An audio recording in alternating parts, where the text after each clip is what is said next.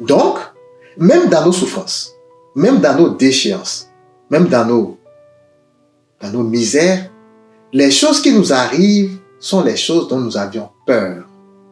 Nous avions cette pensée parce que ça vient de nos croyances, ça vient de nos conditionnements. L'homme crée à tout bout de champ. Nous créons notre réalité.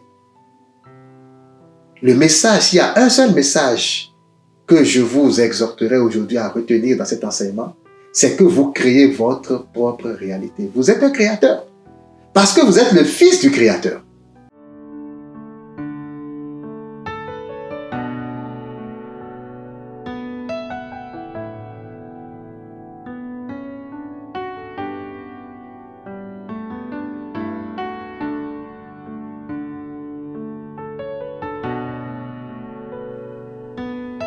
De l'évangile de Jean au chapitre 10, du verset 33 au verset 38. Les Juifs lui répondirent, « Ce n'est point pour une bonne œuvre que nous te lapidons, mais pour un blasphème.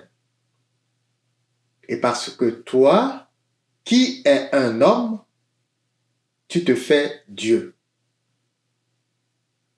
Jésus leur répondit, « N'est-il pas écrit dans votre loi, j'ai dit, vous êtes des dieux. » Si elle a appelé Dieu ceux à qui la parole de Dieu a été adressée, et si l'écriture ne peut être anéantie, celui que le Père a sanctifié et envoyé dans le monde, vous lui dites, tu blasphèmes. Et cela parce que j'ai dit, je suis le Fils de Dieu. Si je ne fais pas les œuvres de mon Père, ne me croyez pas. Mais si je les fais, quand même vous ne me croyez point. Croyez à ces œuvres, afin que vous sachiez et reconnaissiez que le Père est en moi et que je suis dans le Père. Mesdames et messieurs, bonjour et bienvenue dans cette nouvelle émission de notre série Renaître de nos cendres. Le passage des Saintes Écritures que je viens de lire nous replonge dans la continuité de mon enseignement précédent. Arrête-toi et sache que tu es Dieu. Au début de cette nouvelle saison, j'avais dit que nous allions commencer à scruter quelques passages ou versets de la Bible, des Saintes Écritures, afin d'y dénicher les sens profonds. Et aujourd'hui, ce passage fait le lien entre donc l'enseignement précédent qui nous rappelle, qui nous éveille à notre essence divine, et le sujet que je vais aborder aujourd'hui et que je vais vous dévoiler dans un instant. L'incident rapporté dans ce passage de l'Écriture s'est passé il y a plus de 2000 ans maintenant. Mais encore aujourd'hui, nous avons des scénarios pareils, nous avons des incidents pareils. En réponse à mon enseignement précédent, des gens se sont fâchés, ils n'étaient pas contents. Il y en a même qui m'ont envoyé des commentaires comme quoi je prêchais un faux évangile. Alors, voyez-vous, nous sommes dans une période de notre histoire qui en réalité n'est pas si différente que ça de celle que le Christ lui-même a vécue. Et lorsqu'on se place dans le contexte de ce passage que je viens de lire, on se rend compte très aisément que les Juifs de cette époque-là, eh bien, récriminaient contre Jésus. Ils lui disaient littéralement, mais ce gars-là, il blasphème. Blasphémer comme dire des choses qui sont contre-sens, qui vont à l'encontre de l'ordre établi, qui vont à l'encontre de la loi divine, selon eux. Alors vous voyez, ce n'est pas si différent que ça de ce commentaire de ce monsieur, de ce cher frère qui me disait, eh bien, tu prêches un faux évangile. C'est la même chose. Simplement parce que j'ai dit, mais toi tu es Dieu, moi je suis Dieu, nous sommes Dieu. Et j'ai donné ma perception de cette réalité spirituelle. La même chose que Jésus lui-même a dite il y a plus de 2000 ans, les mêmes récriminations, les mêmes accusations, les mêmes jugements. Comment toi tu peux dire, toi le fils du charpentier, comment pourrais-tu dire aujourd'hui que tu es le fils de Dieu et que même tu es Dieu? Et à lui de répondre, mais dans votre Torah, mais dans votre loi, dans votre propre loi, n'est-il pas écrit, j'ai dit, vous êtes des dieux? Et là, dans le psaume 82, on peut vraiment bien voir ce passage, une inspiration divine du roi David. J'ai dit, vous êtes des dieux, vous êtes des fils du Très-Haut. Alors, parce que le Christ savait que ces personnes-là qui l'entouraient, ces frères qui l'entouraient, n'avaient pas une compréhension profonde de ces paroles, il s'est proposé de leur donner le sens spirituel. Il a dit, si la loi, si votre loi a appelé Dieu ceux à qui la parole de Dieu a été adressée, et si l'écriture, si cette loi-là, si l'écriture ne peut être anéantie, celui que le Père a sanctifié et envoyé dans le monde, vous lui dites qu'il blasphème parce qu'il proclame qu'il est Dieu. Les chrétiens vont souvent avoir tendance à interpréter ce passage en disant, mais non, le Christ, lui, il est Dieu. Mais moi, je ne suis pas Dieu. Le Christ a dit, je suis le Fils unique de Dieu. Alors lui, il a proclamé, donc il est Dieu. Mais moi, je ne suis pas Dieu. La question que je me pose ici et que je vous pose, c'est, est-ce que vous pensez que le Christ soit le seul enfant de Dieu qu'il est sanctifié et envoyé dans le monde? Est-ce que vous ne croyez pas que Dieu lui-même, dans d'autres paroles, dans d'autres passages de l'Écriture, est dit, l'âme du Père et du Fils m'appartiennent? Nous devons voir la connaissance dans sa globalité, chers frères et sœurs. L'homme se noie dans ses propres croyances. L'homme se noie dans ses propres croyances. Depuis que nous étions enfants, oui, nous avons été conditionnés. Par quoi?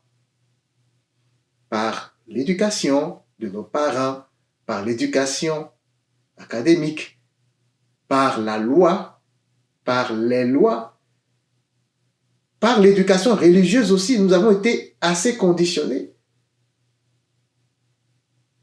On nous a raconté des choses qui font partie d'un ensemble de croyances traditionnelles.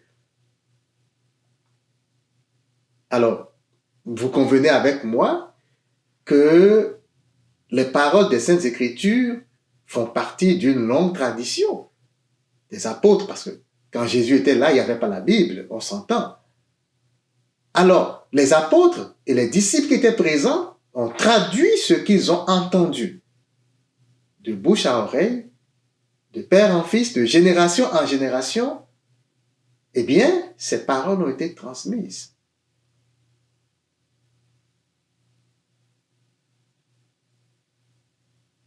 Alors, les paroles elles-mêmes, ce n'est pas ce qui est ici à remettre en cause, mais l'interprétation que les hommes ont faite et continuent de faire depuis des millénaires de ces paroles.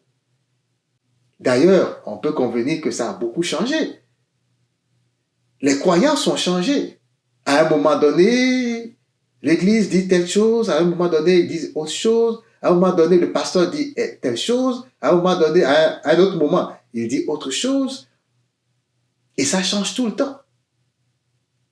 Mais la vérité divine, elle, demeure immuable, parce que la vérité, c'est Dieu. La vérité ne change pas. C'est l'interprétation qui change. Et c'est parce que l'interprétation change que lorsqu'elle est imposée à l'esprit humain et que l'esprit l'absorbe ou l'assimile, on appelle ça conditionnement ou croyance. Le contraire serait ce qui a été dicté à l'esprit par l'ange intérieur, par le moi intérieur, par l'intuition. Ce que l'intuition te dit à un moment donné, ce que le message que tu reçois de ton fort intérieur, soit par sensation ou par simple voix intérieure, eh bien, ce n'est jamais de conditionnement. Tu n'es pas obligé de le suivre. Et c'est une toute petite voix qui te guide dans la vie. Elle ne se répète pas deux fois. Elle ne se répète pas deux fois. Or, le conditionnement, lorsqu'on veut apprendre quelque chose, soit à la catéchèse ou à l'instruction religieuse, ou peu importe, à l'école, ou même dans la société, l'éducation civique, pardon, eh bien, c'est quelque chose qu'on doit répéter plusieurs fois pour que ton esprit puisse l'assimiler. Alors, en ce moment-là, c'est le mental qui embarque. Ce n'est pas le cœur. Ce n'est pas l'intuition. C'est le mental.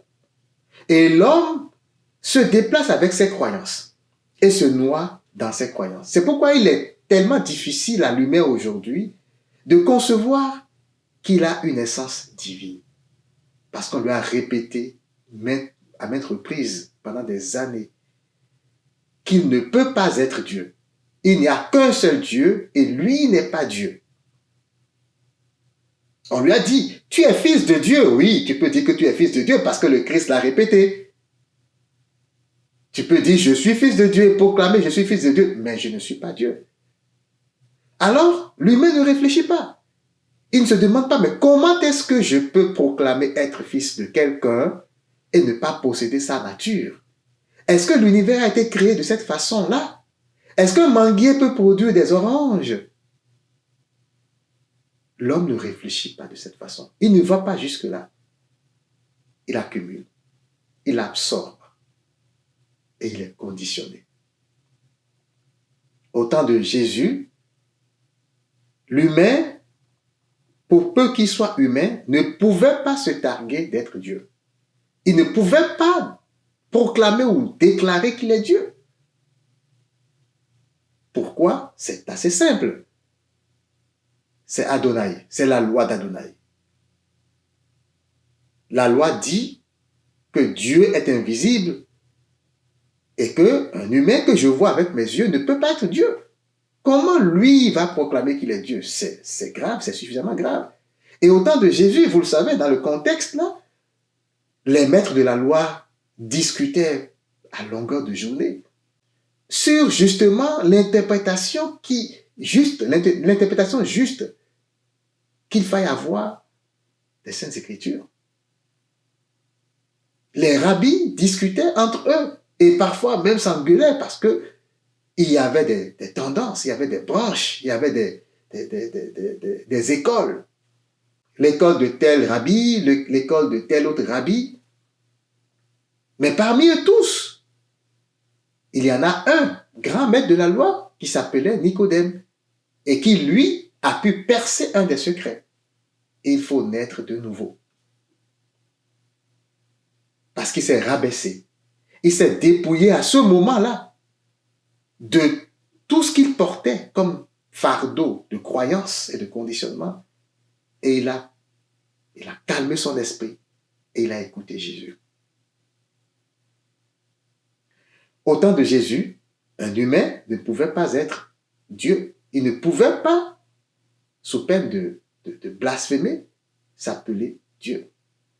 Mais aujourd'hui, si au temps de Jésus, l'humain ne pouvait pas se réclamer Dieu, Est-ce qu'aujourd'hui, c'est si différent que ça? Est-ce qu'on peut affirmer, sans être traité de tous les mots, qu'on est fils de Dieu? Je viens de vous donner un exemple palpable d'un frère qui me dit non. Aujourd'hui encore, l'humain n'accepte pas son essence divine. En tout cas, pas chez les chrétiens.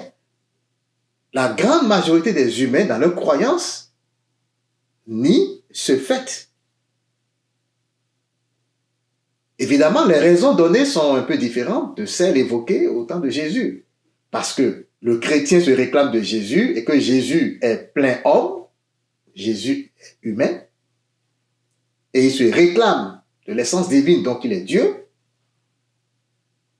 Aujourd'hui, les humains vont dire, ah ben, Dieu, c'est celui qui peut mourir et ressusciter. Parce que c'était le seul qui est mort, en tout cas à la connaissance de l'humanité. Du grand nombre, c'est certainement la seule personne qui a été crucifiée, qui est mort et qui est ressuscité. Aujourd'hui, les gens cherchent le sensationnel. Donc, l'homme ne croit pas en ce qu'il est parce que il se dit qu'en son pouvoir, il ne peut faire ces choses. Il ne peut mourir et ressusciter. Il se dit qu'il n'est qu'un simple humain. Nous nous limitons par les blocages que nous érigeons nous-mêmes autour de nous. C'est comme la tour de Babel. C'est comme les murs de Jéricho. Nous érigeons des choses autour de nous. Et nous bloquons. Et pourtant, nous nous réclamons de ce Christ-là. Est-ce que l'humain n'a aucun pouvoir? Voilà la question que nous nous posons aujourd'hui. Est-ce que, en tant que fils du Très-Haut, comme le dit le roi David, est-ce que, en tant que fils de Dieu, sanctifié et envoyé dans le monde pour faire des expériences, est-ce que nous sommes venus l'esprit vide, les bras ballants, sans aucun pouvoir? Voilà le sujet d'aujourd'hui. Voilà le sujet d'aujourd'hui. Aujourd'hui, nous allons explorer le pouvoir créateur de l'homme.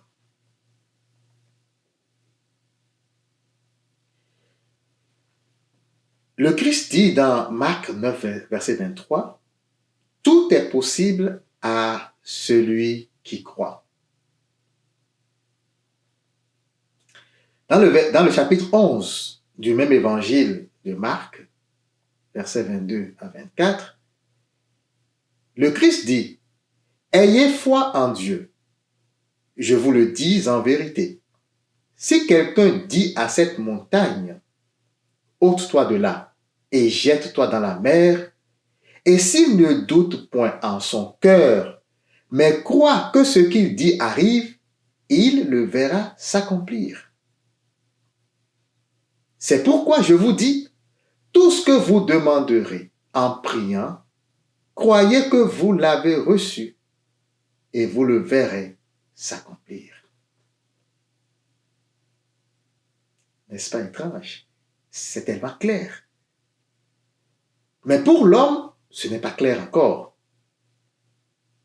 Et le Christ, dans Jean 14, qui continue, « En vérité, je vous le dis, celui qui croit en moi fera aussi les œuvres que je fais, et il en fera de plus grandes, parce que je m'en vais au Père. »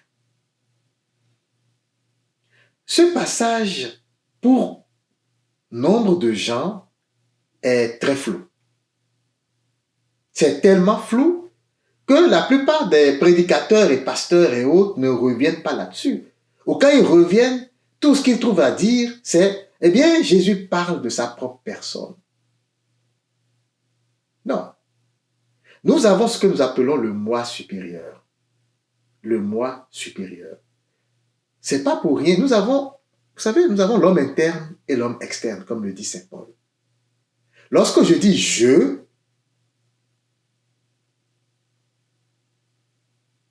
dépendamment de mon intention, je peux m'adresser à l'homme interne ou à l'homme externe. L'homme interne, le moi supérieur, qui est l'âme, c'est de ce moi-là que le Christ parlait. Quand on dit le Père est en moi, le Christ parlait de Dieu qui vit en nous. Notre âme est Dieu. Mais nous l'interprétons autrement. Ce que nous disons, c'est que le Christ est Dieu et il parle de lui. Et nous, cette phrase ne nous concerne pas. L'humain n'est pas capable de faire les miracles que le Christ faisait. Si quelqu'un parvient à le faire, on le traite de magicien, de diabolique. De la même façon que les pharisiens ont traité le Christ de diabolique parce qu'il a fait des guérisons. Ils lui ont dit, mais c'est de Satan, c'est de Baal que tu tiens ton pouvoir. Quelqu'un qui a une conscience élevée comme le Christ. Quelqu'un qui est capable de faire advenir des choses qui n'existent pas. Et qui est en même temps doté d'une certaine posture spirituelle, d'une grande sagesse, peut-il traiter avec des esprits de basse énergie? Quand on parle de Baal, c'est des esprits de basse énergie. Malgré la transfiguration qui a prouvé que le Christ baignait dans un océan d'amour, la haute énergie, les gens, en son temps, ne croyaient pas. Même ses propres disciples ne pouvaient pas croire. C'est vers la fin qu'ils ont commencé à comprendre. Alors, aujourd'hui, c'est pareil. Dans ces passages que je viens de lire, on parle de la foi. Mais qu'est-ce que la foi? Ah, je sais. En tant que chrétien, nous allons nous rabattre tout de suite sur la définition, la seule qui est dans la Bible, dans les épîtres de Paul. La ferme assurance de croire que ce que je demande est déjà venu.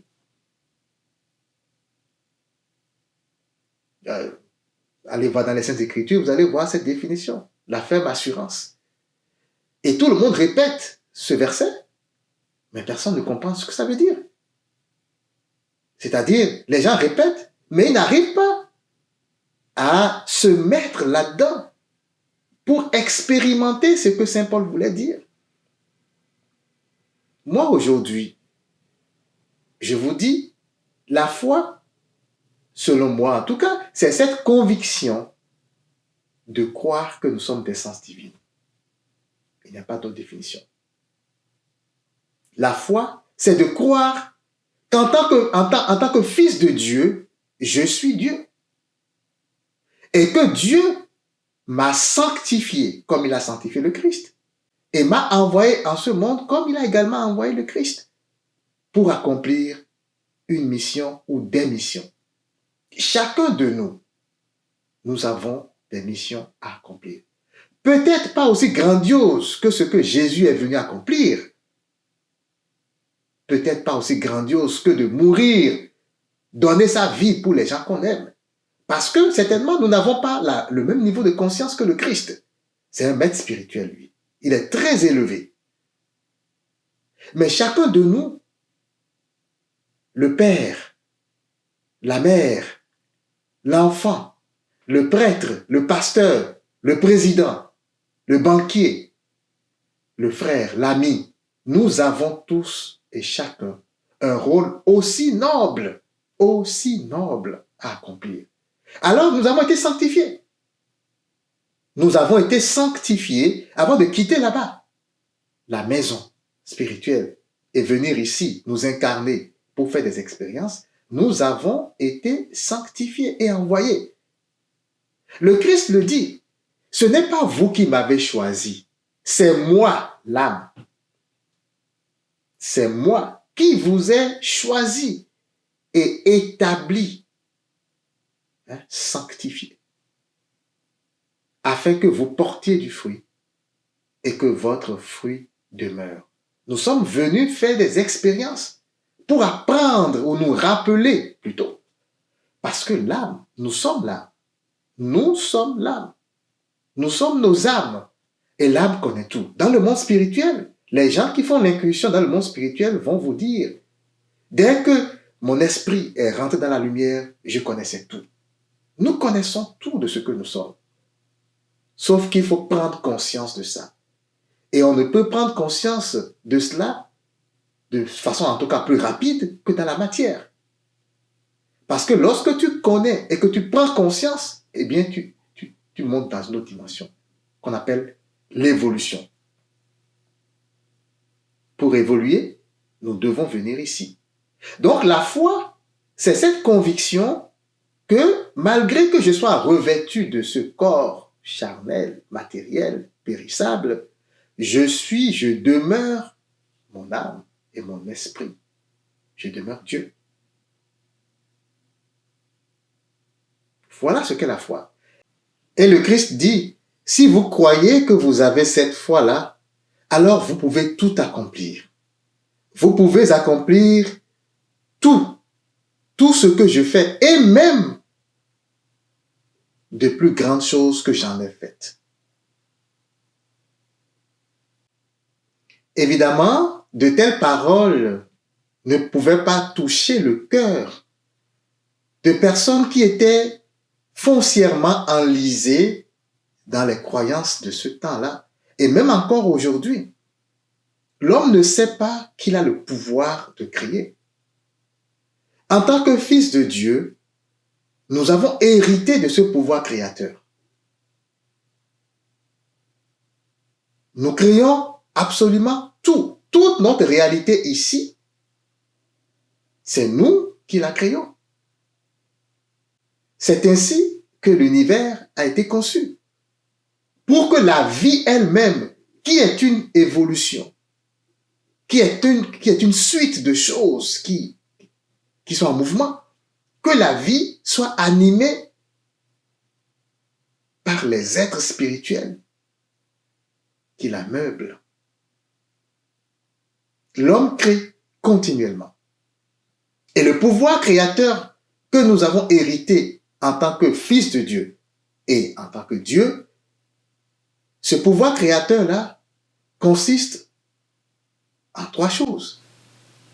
Le libre arbitre, les pensées et donc l'imagination, et nos émotions. C'est pourquoi, pour obtenir quelque chose, il ne suffit pas juste d'en avoir la pensée. Mais il faut se sentir comme si on l'avait déjà eu. D'abord, le libre arbitre. Est-ce que l'homme sait qu'il a le libre arbitre? C'est cette liberté de choisir. Tout ce que nous faisons, tout ce que nous avons jamais fait en ce monde, et même au-delà de ce monde, nous l'avons choisi. Même tout ce que nous sommes venus trouver ici, et que nous avons pu réaliser, c'est nous qui l'avons choisi, c'est nous qui l'avons créé. Et voilà encore une pierre d'achoppement. L'homme ne pense pas qu'il choisit les choses. Il pense toujours qu'il subit ce qui lui arrive. Il ne pense pas qu'il crée les choses. Il pense qu'il est victime d'un système qui est là, d'un être qui le piège et qui le met dans des filets ou des situations indescriptibles. L'homme ne pense pas que dans tout ce qui advient, il a fait un choix. Il ne pense pas ça. Or, c'est vraiment le cas. Le libre arbitre, cette liberté dans laquelle même Dieu, le Créateur, l'énergie suprême n'interfère pas. Parce que c'est ça qui anime la vie. Nous l'avons, le libre arbitre. Et justement, cela nous permet d'avoir toutes les sortes de pensées que nous voulons.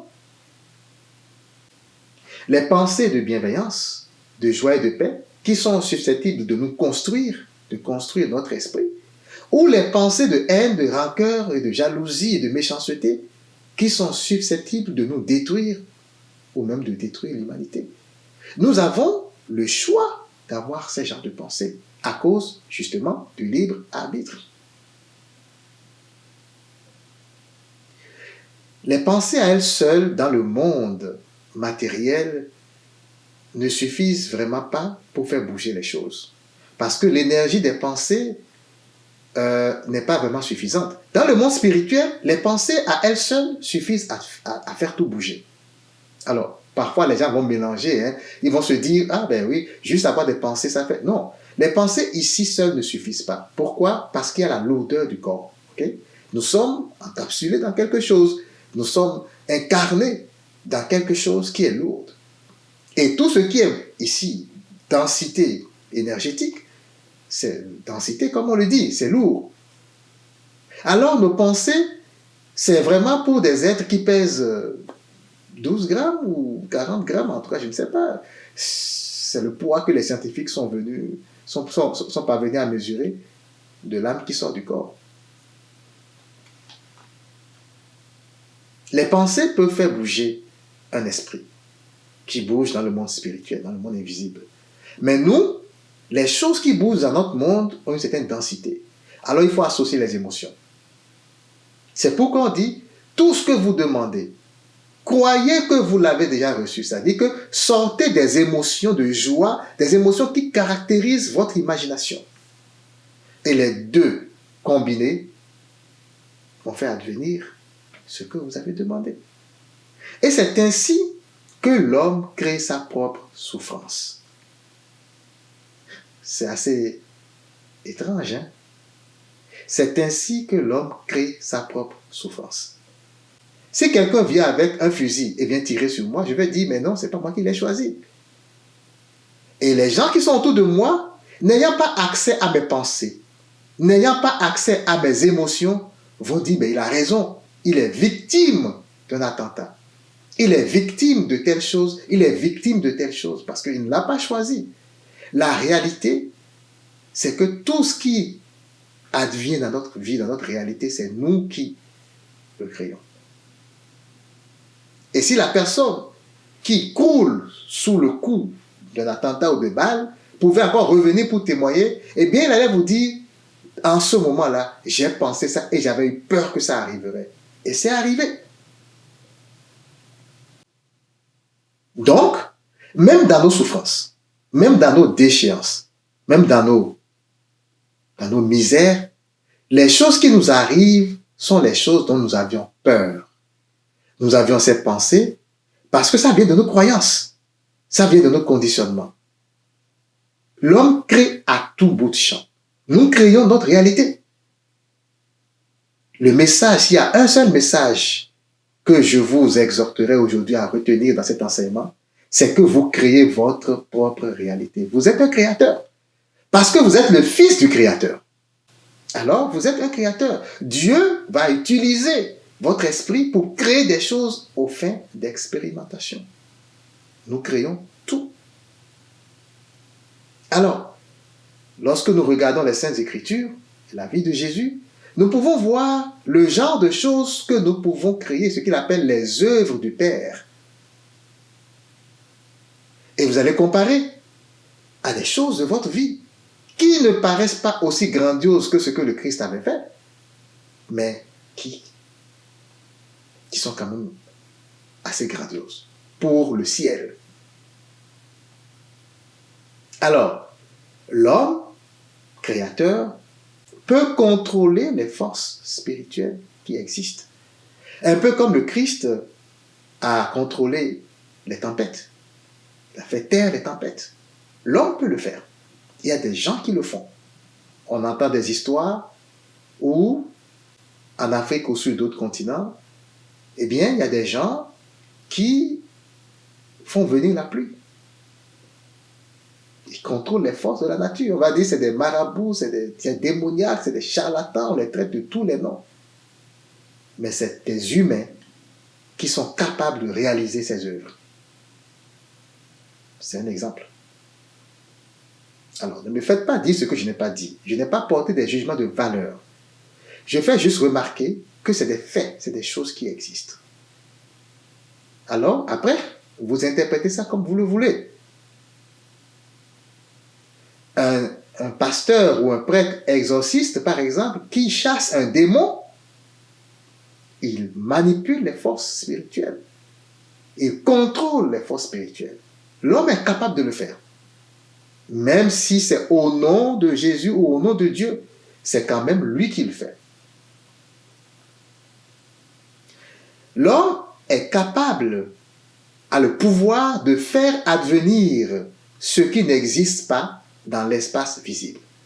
Le Christ l'a fait avec cette anecdote ou ce passage, cette histoire-là de multiplication des pains.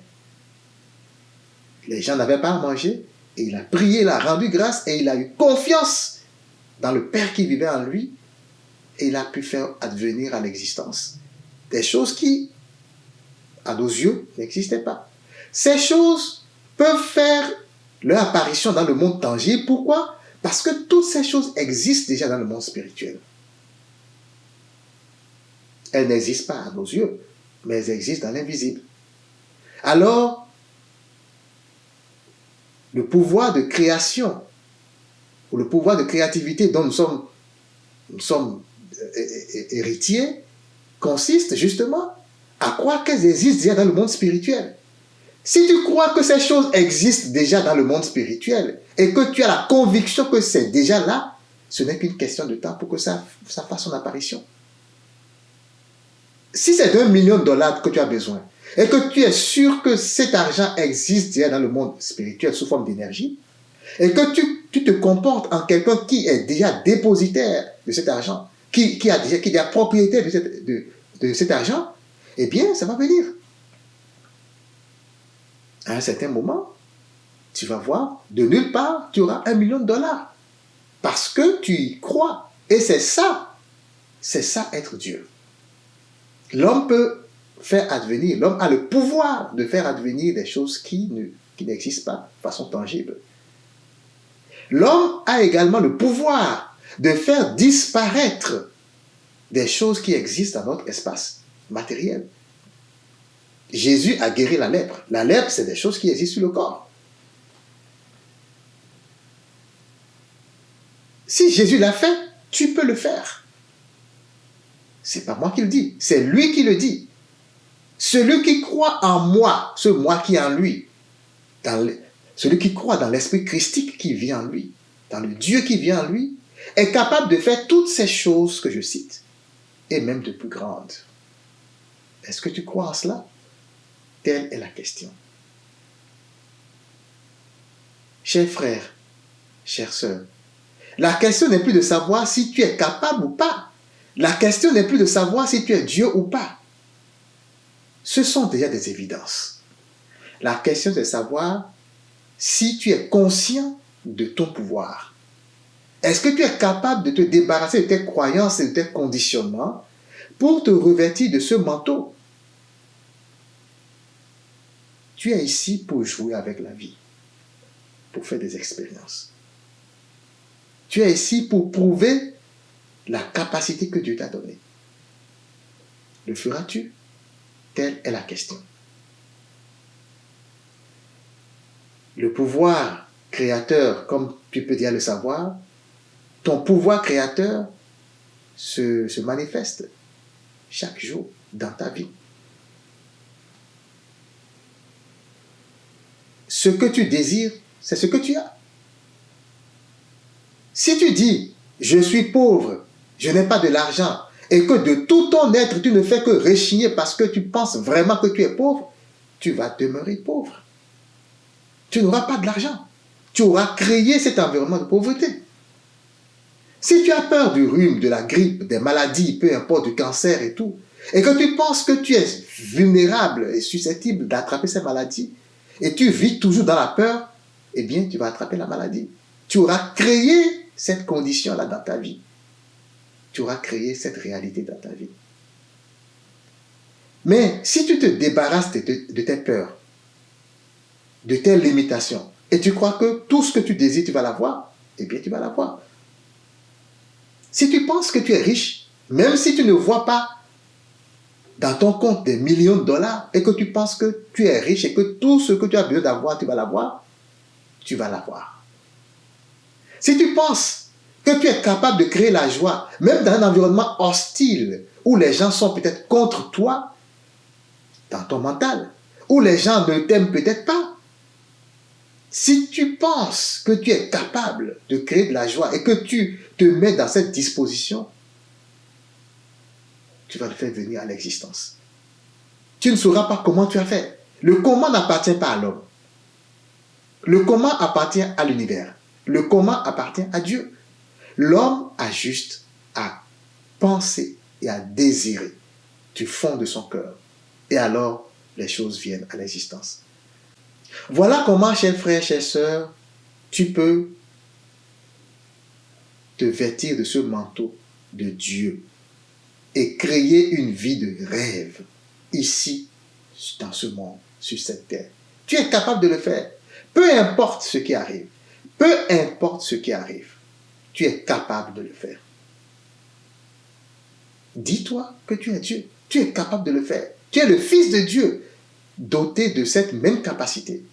Mais si tu te limites, si tu continues de te limiter en disant je ne suis qu'un pauvre humain, je ne suis qu'un simple humain, je ne suis pas capable de faire ces choses, eh bien tu ne seras jamais capable de manifester ces choses dans ta vie. Et tu vas continuer à t'irriter, à être frustré. Tu vas continuer à diaboliser les gens qui ont élevé leur conscience pour être capables de réaliser dans leur quotidien des miracles, des choses impensables. Oui, il y a des gens qui le font. Mais c'est des gens qui traquent tout le temps leurs émotions négatives et qui s'en débarrassent. Leurs pensées négatives et qui s'en débarrassent. Tu es capable. Tout le monde est capable de le faire. Et voilà mon message pour toi aujourd'hui. Les croyances, tes croyances te font souffrir. Tes conditionnements t'enlisent dans l'abîme. Tu fais des expériences désagréables, des expériences de souffrance, de misère, de maladie. Mais tu es capable de t'en sortir. Tu ne dois pas rester figé dans cet état pour toute ta vie terrestre. Tu es également venu ici pour expérimenter l'autre côté de la médaille, le bonheur. Et pour expérimenter le bonheur, chers frères, chères sœurs, débarrasse-toi de ce manteau de conditionnement, de croyance qui dit que tu n'es rien. Ce n'est pas vrai du tout. Tu es fils et fille de Dieu. Tu es Dieu, tu es déesse. Et tu as ce pouvoir créateur qui déjà est à l'œuvre, que tu veuilles ou pas, tu crées des choses. Maintenant, si tu ériges en toi la force ou l'énergie intérieure, tu vas pouvoir prendre ça pour créer des choses de lumière. Mais sinon, tu cèdes ton pouvoir. Parce que c'est ce que nous faisons tout le temps. Nous cédons notre pouvoir créateur. À chaque fois que nous avons peur, nous cédons notre pouvoir créateur. À chaque fois que nous nous déclarons incapables de faire telle ou telle chose, c'est très bien. Tu cèdes ton pouvoir créateur. Mais est-ce que tu dois rester, tu es obligé de rester dans cela? Je ne pense pas. Tout le monde cherche la vie heureuse. Tout le monde cherche le bonheur. Et c'est ce que je te souhaite aujourd'hui. Sors de ce mutisme spirituel. Sors de ces limitations, de ces blocages que tu crées. Terrasse aujourd'hui les murs que tu as construits autour de toi pour te limiter. Être chrétien ne veut pas dire se limiter. Malheureusement, c'est ce que nous faisons avec nos croyances dogmatiques. Mais tu as le pouvoir d'agir et de construire autour de toi un monde meilleur. Alors que l'Esprit Saint t'accompagne. Pour que tu ouvres ton esprit à la grandiosité de ce pouvoir. Il est disponible 24 sur 24, 7 jours sur 7, toute ta vie, à chaque instant. Tu peux y accéder si tu le veux. Et je sais que tu le voudras. Que Dieu te bénisse. Amen.